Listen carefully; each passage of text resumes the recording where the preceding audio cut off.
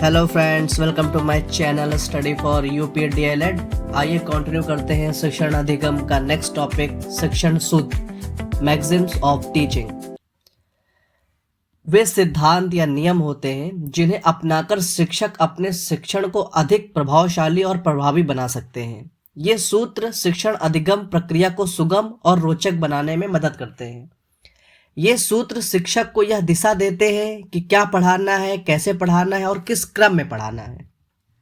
ये अनुभव मनोवैज्ञानिक सिद्धांतों और शिक्षा शास्त्रियों की सूझबूझ पर आधारित होते हैं। इनका उद्देश्य है कि शिक्षक छात्र की रुचि, जिज्ञासा और विकास स्तर के अनुसार शिक्षण कर सके। आइए फ्रेंड्स, देखते हैं कुछ शिक्षाविदों के अनुसार शिक्षण सूत्र की परिभाषा।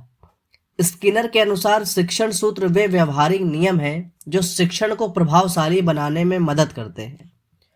क्रो एंड क्रो के अनुसार शिक्षण सूत्र वे सिद्धांत हैं जो सीखने की प्रक्रिया को समझने और लागू करने में सहायक होते हैं।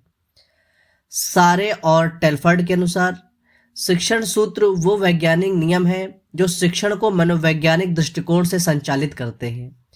टी रेमंड के अनुसार शिक्षण सूत्र वे पथ प्रदर्शक सिद्धांत हैं जो एक शिक्षक को सैद्धांतिक ज्ञान को व्यावहारिकता में लागू करने में मदद करते हैं। ये सूत्र विशेष रूप से बालकों के स्वभाव और उनकी सीखने की प्रक्रिया को ध्यान में रखते हुए बनाए जाते हैं। हमने सीखा फ्रेंड्स कि शिक्षण सूत्र एक ऐसे नियम होते हैं जिनको फॉलो करके शिक्षक अपने शिक्षण को और भी प्रभावशाली बना सकता है। इससे वह छात्र की रुचि के बारे में जान सकता है, उनकी जिज्ञासा को पता कर सकता है और उनके विकास स्तर को बढ़ा सकता है। नेक्स्ट फ्रेंड्स, देखते हैं कुछ मनोवैज्ञानिकों के द्वारा प्रमुख शिक्षण सूत्र दिए गए हैं। पहला है ज्ञात से अज्ञात की ओर। विद्यार्थियों के पूर्व ज्ञान को आधार बनाकर उसे नवीन ज्ञान की ओर ले जाना। यह सूत्र शिक्षण को मनोवैज्ञानिक दृष्टि से अत्यंत महत्वपूर्ण है क्योंकि यह बालक की स्वाभाविक सीखने की प्रक्रिया को ध्यान में रखता है।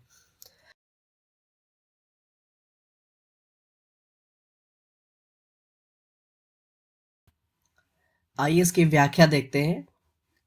ज्ञात वह ज्ञान जो विद्यार्थी पहले से जानता है, जैसे उसके अनुभव, पर्यावरण या पिछली कक्षा की जानकारी।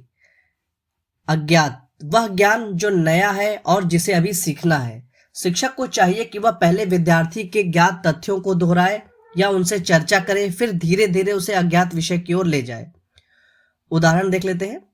विषय जैसे वनस्पति विज्ञान बच्चों को पढ़ाना है तो पहले उसके हम ज्ञात तथ्यों के बारे में जानेंगे, जैसे फूलों के रंग और आकार के बारे में। अज्ञात क्या है? फूलों की संरचना और प्रजनन प्रक्रिया।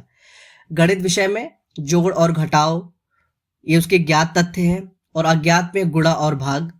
सामाजिक विज्ञान में ज्ञात तथ्यों, परिवार के सदस्य उसका ज्ञात तथ्य है, और परिवार की सामाजिक भूमिकाएं यह उसका अज्ञात विषय है।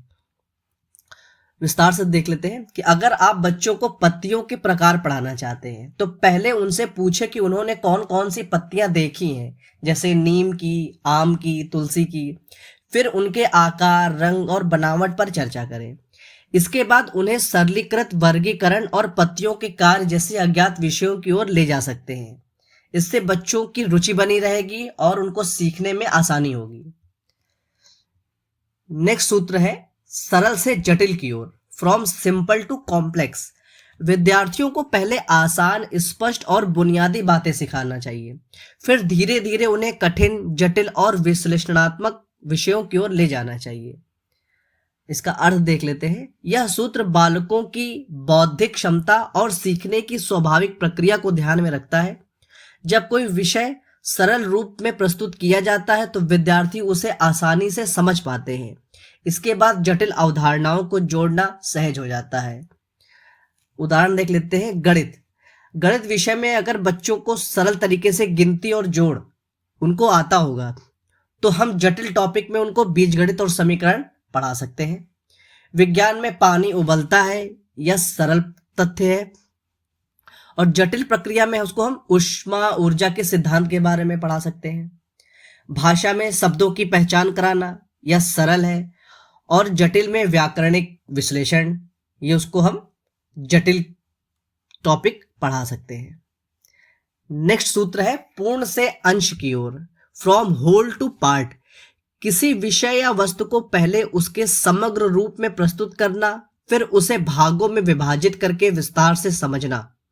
यह सूत्र विश्लेषणात्मक शिक्षण की नींव है, जहां हम पहले संपूर्ण दृश्य या अवधारणा दिखाते हैं, फिर उसके घटकों की ओर बढ़ते हैं।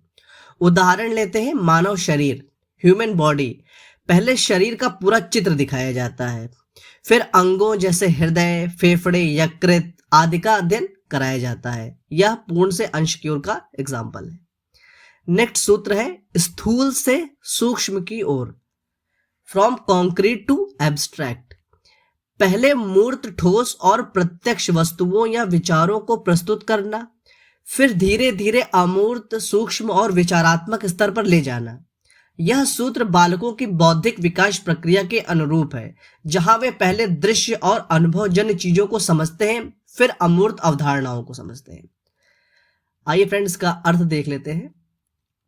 स्थूल, स्थूल का अर्थ क्या है कि वे वस्तुएं या विचार जो प्रत्यक्ष रूप से देखे, छुए या अनुभव किए जा सकते हैं, उनको स्थूल बोलते हैं।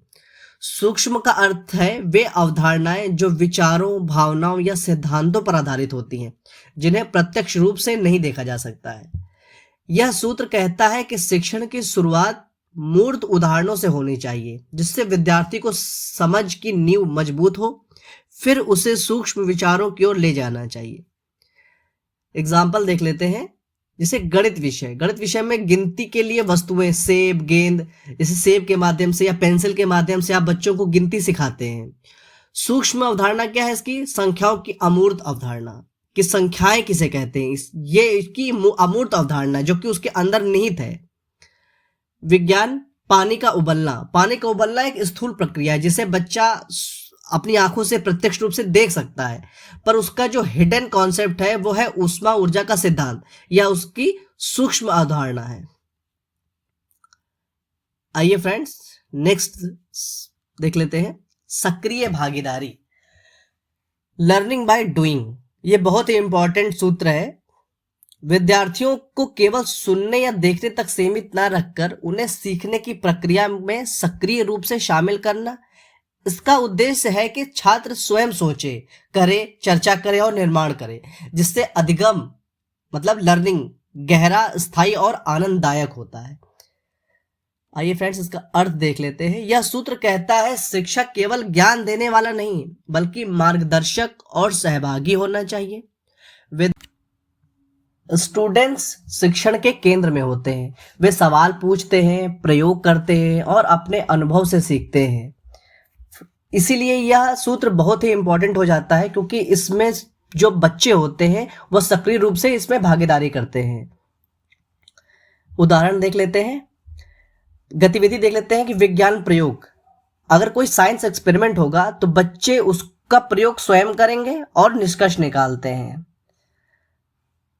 समूह चर्चा, छात्र विचार साझा करते हैं, तर्क प्रस्तुत करते हैं। आप इसमें डिबेट करा सकते हैं किसी पॉइंट पर, या संसद की एक एक्टिविटी करा सकते हैं जिसमें पक्ष और विपक्ष होगा, जिसमें बच्चे अपने अपने विचार रख सकते हैं। विज्ञान प्रयोग में आप उनको सोलर सिस्टम के बारे में बता सकते हैं कि सोलर सिस्टम का एक प्रयोग करा सकते हैं, या फिर आप उनको प्रकाश संश्लेषण दिखा सकते हैं। इस तरह के कई एक्टिविटीज़ हैं जिसमें बच्चा स्वयं भागीदारी करता है और निष्कर्ष निकालता है। इन सूत्रों का पालन करके शिक्षक न केवल विषय को बेहतर ढंग से समझा सकते हैं, बल्कि छात्रों की रुचि और समझ को भी बढ़ा सकते हैं। तो ये था फ्रेंड्स शिक्षण सूत्र। आइए क्विक रिवीजन कर लेते हैं कि शिक्षण सूत्र एक ऐसे प्रक्रिया होती है, वह नियम होता है जो शिक्षक के लिए महत्वपूर्ण होता है, जिससे वो अपने अधिगम को या शिक्षण प्रक्रिया को प्रभावशाली और प्रभावी बनाते हैं। स्किनर के अनुसार शिक्षण सूत्र वे व्यवहारिक नियम है जो शिक्षण को प्रभावशाली बनाने में मदद करता है। प्रमुख शिक्षण सूत्र है ज्ञात से अज्ञात की ओर, दूसरा है सरल से जटिल की ओर, तीसरा है पूर्ण से अंश की ओर, चौथा है स्थूल से सूक्ष्म की ओर, पांचवा है सक्रिय भागीदारी। ये टॉपिक आपके एग्जाम के लिए तो महत्वपूर्ण है ही, साथ में सीटेट में इससे कई क्वेश्चंस आ जाते हैं, तो आप लोग उसको ध्यान से पढ़िएगा। इसका वीडियो सेव कर सकते हैं, इसका स्क्रीनशॉट ले सकते हैं, आप चैनल को लाइक करिए, सब्सक्राइब करिए और कुछ भी आपको क्वेरी होती है तो आप मुझको कमेंट कर सकते हैं। Thank you.